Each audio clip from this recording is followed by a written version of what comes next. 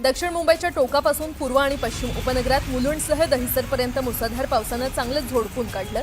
मुसळधार पावसामुळे कार्यालयातून घरी परतणाऱ्या चाकरमान्यांचे हाल झालेत। ऐन पावसात तारेवरची कसरत करत मुंबईकरांना रिक्षा, टॅक्सी आणि लोकल पकडत घर गाठावं लागलंय।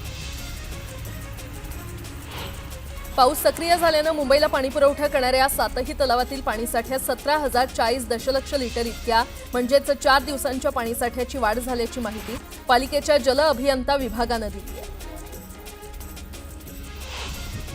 खडकवासला धरण साखळीतील 4ही धरणांमध्ये एकूण 6.97 टीएमसी म्हणजेच 23.91% पाणीसाठा जमा झालाय।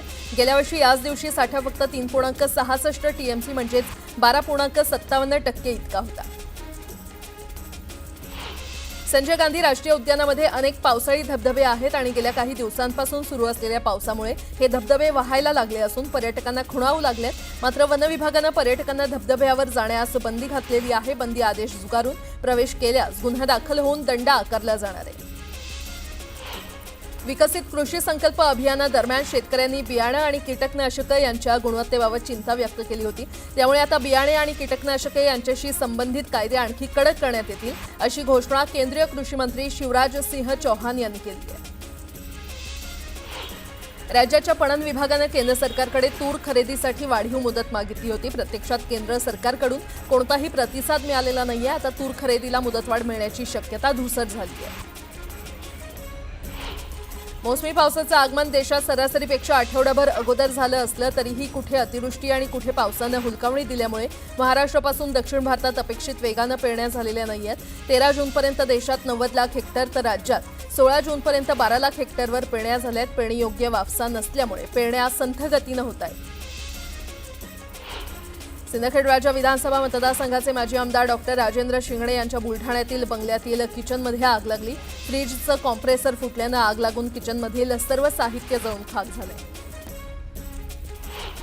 पुण्यातल्या जेजुरी मोरगाव रस्त्यावर भीषण कार अपघात झाला। कार आणि पिकअपची धडक झाली। या अपघातामध्ये 8 जणांचा मृत्यू झालाय तर 5 जण गंभीर जखमी आहेत। हिंदी सक्तीविरोधात मनसेनं मुलुंड पूर्व रेल्वे स्टेशन बाहेर मूक निदर्शनं केले आहेत। हातात हिंदीची सक्ती महाराष्ट्रातच का, हे दक्षिणेत हिंदी सक्ती कराल का, अशा आशयाचे फलक होते। प्लास्टर ऑफ पॅरिसच्या गणेश मूर्ती बनवण्यास उच्च न्यायालयानं परवानगी दिल्यानंतर मोठ्या संख्येनं मूर्तीची ऑर्डर नोंदवण्यास सुरुवात झालेली आहे। मात्र या मूर्तीचं नैसर्गिक स्रोतात विसर्जन करण्यावर घातलेली बंदी कायम आहे। त्यामुळे मोठ्या संख्येनं मूर्ती तयार झाल्या तर काय करायचं असा पेच मुंबई महापालिकेपुढे निर्माण होऊ शकतो। मुंबई आंतरराष्ट्रीय विमानतळ परिसरामधील विमान मार्गातील अडथळे ठरणाऱ्या 8 पैकी 7 इमारतींच्या बेकायदा बांधकामांवर अखेर 12 वर्षांनी कारवाई करण्यात आल्याचा दावा राज्य सरकारनं उच्च न्यायालयात केलाय। अशा इमारतींवर गांभीर्यानं कारवाई करा, अन्यथा कठोर कारवाईला सामोरं जा, असा इशारा देखील न्यायालयानं दिलाय। 10 दिवसांनंतरही मुंब्रा लोकल रेल्वे दुर्घटनेचं गूढ उकललेलं नाहीये। लोकलमधून प्रवासी कसे पडले याचा उलगडा रेल्वे प्रशासनाला किंवा लोहमार्ग पोलिसांना करता आलेला नाहीये। रेल्वेचे मोटरमन, गार्ड यांच्यासह अन्य काहींची चौकशी लोहमार्ग पोलिसांना करायची आहे। मात्र रेल्वेकडून हवे तसे सहकार्य मिळत नसल्याचं सांगण्यात आलंय।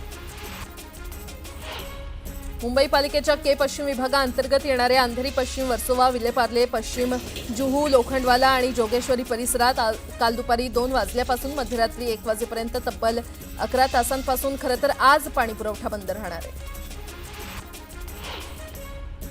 माढ्याच्या मुंबई मंडळाच्या गोरेगाव पहाडी येथील पहिल्या पंचतारांकित गृहप्रकल्पातील घरांसाठीच्या 332 विजेत्यांची घराच्या ताब्याची प्रतीक्षा अखेर संपली आहे। उच्च आणि मध्यम गटासाठीतील 332 घरांचा समावेश असलेल्या 35 मजली इमारतीला अखेर बुधवारी म्हाडाकडून निवासी दाखला प्राप्त झालाय। चांदीच्या भावात वाढ कायम असून 1500 रुपयांची वाढ झाली आहे आणि त्यामुळे चांदी 1,10,000 रुपये अशा नव्या उच्चांकी भावावर पोहोचली आहे। सोने भावातही 200 रुपयांची वाढ होऊन ते 99,500 रुपयांवर पोहोचले। राज्यातील 84,000 आशा स्वयंसेविका आणि 3,500 गटप्रवर्तकांचे 3 महिन्यांपासून मानधन रखडलेलं आहे। आरोग्य जागृतीचं काम करणाऱ्या या कर्मचाऱ्यांकडे घर चालवण्यासाठी पैसे नसल्याचं चित्र आहे। 2011 मध्ये आयपीएल करारनाम्यावरून वाद झाल्यानंतर लवादानं कोची टस्कर्स केरळ संघाच्या मालकांच्या बाजूने निर्णय देत बीसीसीआयला 538 कोटी रुपये देण्याचा निवाडा दिलाय। मुंबई उच्च न्यायालयानं हा निवाडा योग्य असल्याचं म्हणत बीसीसीआयला मोठा झटका दिलाय। QS वर्ल्ड युनिव्हर्सिटी रँकिंगमध्ये देशातील सर्वोत्तम 20 शिक्षण संस्थांच्या यादीमध्ये मुंबई विद्यापीठाला स्थान मिळालेलं आहे. विद्यापीठानं या यादीमध्ये 17व्या क्रमांकावर झेप घेतली आहे, तर IIT मुंबईची घसरण झाली असून ते दुसऱ्या स्थानी गेलेले आहेत. राज्य सामायिक प्रवेश परीक्षा कक्षानं 2 जून रोजी प्रसिद्ध केलेल्या संभाव्य वेळापत्रकानुसार विधी 3 वर्ष अभ्यासक्रमाचा निकाल 17 जून रोजी जाहीर करण्यात येणार आहे. मात्र संभाव्य तारीख उलटली तरी अद्याप निकाल जाहीर करण्यात आलेला नाहीये, त्यामुळे विद्यार्थ्यांमध्ये चिंतेचं वातावरण आहे. ITI ऑनलाईन प्रवेशाला विद्यार्थ्यांचा चांगला प्रतिसाद मिळत असून आतापर्यंत जवळपास 1,80,000 विद्यार्थ्यांनी ऑनलाईन अर्ज केलेत. यापैकी 1,63,808 विद्यार्थ्यांनी शुल्क भरून आपले अर्ज निश्चित केले. आषाढी वारीनिमित्त शिवसेनेच्या वारकरी सेवा रथाचं पंढरपूरकडे प्रस्थान झालं. या सेवा रथाला उपमुख्यमंत्री एकनाथ शिंदे यांनी भगवा झेंडा दाखवला. या रथाच्या माध्यमातून पायी वारी करणाऱ्या वारकऱ्यांना विविध सेवा पुरवल्या जाणार आहेत. आळंदीमध्ये संत ज्ञानेश्वर माऊलींच्या चरणी एका भक्तानं 1 किलो सोन्याचा मुकुट अर्पण केला. रत्नजडीत हा मुकुट असून तब्बल 1 कोटी रुपये या मुकुटाची किंमत आहे. हा रत्नजडीत मुकुट सर्वांचं लक्ष वेधून घेतोय. संत निवृत्तीनाथांच्या पालखीचं प्रस्थान झालं. ओट्यावरून पालखी मार्गस्थ झाली असून पालखीचा आजचा मुक्काम हा चाणकवाडी इथे असणार आहे.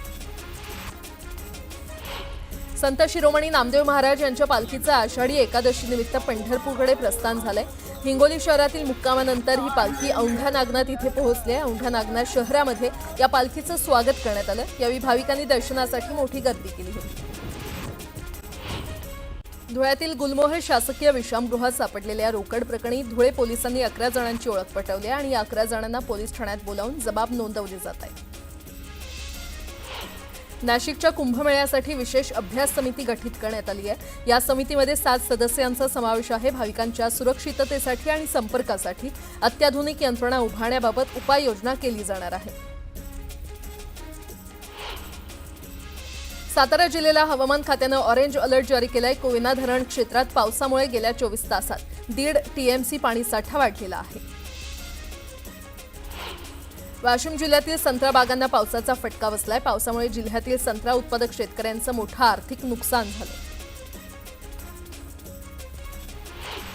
गेल्या 3 दिवसांपासून बंद असलेली चिपळूण कराड रोडवरील वाहतूक अखेर सुरू झाली आहे. मुसळधार पावसानं कोयना येथील मोरी वाहून गेल्यानंतर चिपळूण कराड मार्गावरील वाहतूक बंद करण्यात आली होती. नालासोपाऱ्याच्या मदर वेलकणी शाळेच्या संचालिका आशा डिसोजा यांना मनसे महिला कार्यकर्त्यांनी मारहाण केली. उत्तीर्ण झालेल्या विद्यार्थ्यांना शाळा सोडल्याचा दाखला देत महिला कार्यकर्त्या आक्रमक झाल्या. भातसा नदीवरील वाशिंद गैरसे पूल धोकादायक बनलाय, तरीही जीव धोक्यात घालून या पुलावरून नागरिक प्रवास करतायत. वारंवार तक्रार देऊनही प्रशासन याकडे दुर्लक्ष करतंय. कल्याण नगर मार्गावरील शहाड रेल्वे उड्डाण पुलावर पहिल्याच पावसात मोठ्या प्रमाणात खड्डे पडलेले आहेत. या खड्ड्यातून वाट काढताना वाहन चालकांना तारेवरची कसरत करावी लागते. खड्डे चुकवत मार्गक्रमण करावं लागत असल्यानं या पुलावर होणाऱ्या वाहतूक कोंडीला वाहन चालकांना सामोरं जावं लागतंय. ठाणे शहराचा मुख्य प्रवेशद्वार म्हणून ओळखल्या जाणाऱ्या आनंदनगर चेकनाका इथे पहिल्याच पावसात खड्ड्यांचं साम्राज्य दिसून येतं. या खड्ड्यांमुळे नागरिकांना मोठा त्रास सहन करावा लागतोय, तर याच ठिकाणी खड्ड्यांमुळे अपघात होण्याची शक्यता देखील वर्तवली जाते. शहापूर तालुक्याच्या शेंद्रुण येथील गावात स्मशानभूमी नसल्यानं भर पावसात ताडपत्रीचा आधार घेऊन मैतावर अंतिम संस्कार करावे लागत आहेत. 350 घरांची वस्ती असलेल्या शेंद्रुण गावाला मैतावर अंत्यसंस्कार करण्यासाठी वनविभागामार्फत स्मशानभूमीसाठी जागा देण्यात आली आहे. मुंबई पुणे एक्सप्रेसवेवर भातान बोगद्यामध्ये पोलिसांच्या वाहनाचा भीषण अपघात झाला. पोलिसांचा ताफा बांगलादेशी आरोपींना घेऊन पुण्याच्या दिशेनं जात असताना हा अपघात झाला. पोलिसांच्या ताफ्यात 19 वाहनं होती, तर यात 160 बांगलादेशी आरोपी होते. या अपघातात 12 बांगलादेशी आरोपींसह 19 पोलीस कर्मचारी जखमी झाले. अमरावती जिल्ह्यातील हजारो आदिवासी बांधवांनी अमरावतीच्या विभागीय आयुक्त कार्यालयावर मोर्चा काढला. मेळघाटातील पुनर्वसित आदिवासींना मूलभूत सुविधा मिळत नसल्यानं आदिवासी बांधव आक्रमक झाल्याचं पाहायला मिळालं. शहादा शहरातील वर्दळीच्या रस्त्याला भगदाड पडलाय. यामध्ये मालवाहू ट्रक अडकल्यामुळे वाहतूक ठप्प झाली होती. त्यामुळे रस्ते दुरुस्तीची मागणी आता जोर धरू लागली आहे. सोलापूर बार्शी महामार्गावरील माणेगाव जवळ अचानक एसटी बस बंद पडली आणि त्यामुळे प्रवाशांना रस्त्यावर बसावं लागलं. नादुरुस्त बसमुळे वारंवार प्रवाशांना त्रास सहन करावा लागतो. आपत्तीच्या काळात तात्काळ आणि प्रभावी प्रतिसाद देण्यासाठी स्थानिक प्रशासनाच्या क्षमतेमध्ये वाढ करण्याच्या उद्देशानं चिमूर आणि नागभीड तालुक्यातील नागरिकांना प्रशिक्षण देण्यात आलं. आपत्ती व्यवस्थापन विभागाच्या वतीनं हा उपक्रम राबवण्यात आला. शेतकऱ्यांना सरसकट कर्जमाफी द्यावी या मागणीसाठी धुळ्यामध्ये उबाठाच्या वतीनं आंदोलन करण्यात आलं. शिवसैनिकांनी धुळे जिल्हाधिकारी कार्यालयाबाहेर निदर्शनं करत कर्जमाफीची मागणी केली. बाळासाहेब ठाकरेंबाबत बेताल वक्तव्य करणाऱ्या इम्तियाज जलील यांचा शिवसेनेच्या वतीनं निषेध व्यक्त करण्यात आला. जलील यांच्या पुतळ्याचं दहन करत जोरदार घोषणाबाजी करण्यात आली. जळगावमध्ये निवडणूक आयोगाविरोधात काँग्रेसच्या वतीनं मशाल मोर्चा काढण्यात आला. काँग्रेस नेते राहुल गांधी निवडणूक आयोगाकडे ईव्हीएम आणि व्हीव्हीपॅटबाबत माहिती मागूनही आयोग उत्तर देत नसल्याचा आरोप काँग्रेसनं केला. नांदेड शहरातील गुरुकुल पब्लिक स्कूल ही शाळा बंद पडली आणि त्यामुळे राजे यशवंतराव होळकर निवासी वसतिगृह या योजनेतील पात्र विद्यार्थ्यांचं भविष्य धोक्यात आलंय. दरम्यान आक्रमक विद्यार्थ्यांनी समाज कल्याणच्या कार्यालयासमोर उपोषण केलं. वर्ध्यातील आशा आणि गटप्रवर्तकांनी 5 महिन्यांपासून मानधन न मिळाल्यानं आक्रमक होत जिल्हाधिकारी कार्यालयावर धडक दिली. यावेळी जिल्हाधिकारी वानमथी सी यांची भेट घेत थकीत मानधन त्वरित देण्यात यावं, अन्यथा 8 दिवसात थकीत मानधन दिलं नाही तर मोठं आंदोलन करण्याचा इशारा देण्यात आलाय. भिवंडी महानगरपालिका प्रशासनानं जललाभ आणि मल लाभ कर यामध्ये वाढ केलेली आहे. निवासी मालमत्तांना 15% तर वाणिज्य मालमत्तांना 23% या दरानं ही करवाढ केल्यामुळे भिवंडीतील नागरिकांमध्ये याविरोधात तीव्र संतापाची लाट उसळली आहे. जालन्यामध्ये पैशांचा पाऊस पाडणाऱ्या भामट्याला पोलिसांनी बेड्या ठोकल्यात. 1 लाख रुपयांचे 1 कोटी रुपये देण्याचं आमिष दाखवणाऱ्या रतन लांडगेवर पोलिसांनी कारवाई केली आहे. जेजुरी मोरगाव रस्त्यावर कार आणि टेम्पोचा भीषण अपघात झाला. या अपघातात 8 जणांचा जागीच मृत्यू झालाय तर 5 जण जखमी झालेले आहेत.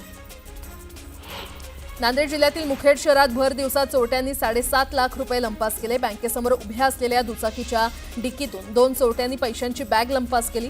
चोरीची ही घटना सीसीटीव्हीमध्ये कैद झाली आहे.